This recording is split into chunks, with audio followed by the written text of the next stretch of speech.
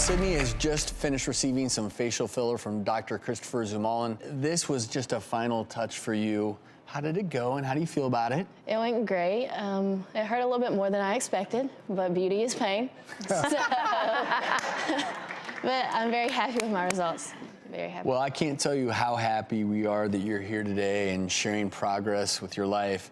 And what I would like to do, if you're willing, is give our doctor's prescription to you, because you've been through so much. We have a lot of viewers who are suffering through setbacks or trauma.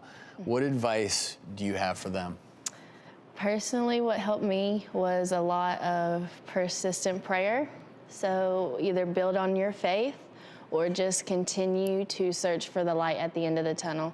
Because I know, like, you are in this black space and there's no light. You know that there's no light, but as long as you're persistent and just keep trying to find the light, keep searching for the light, eventually you will get to where you see the light.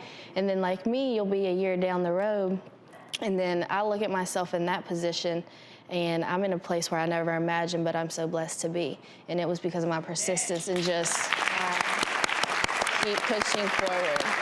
It's cliche to say, but just keep pushing forward.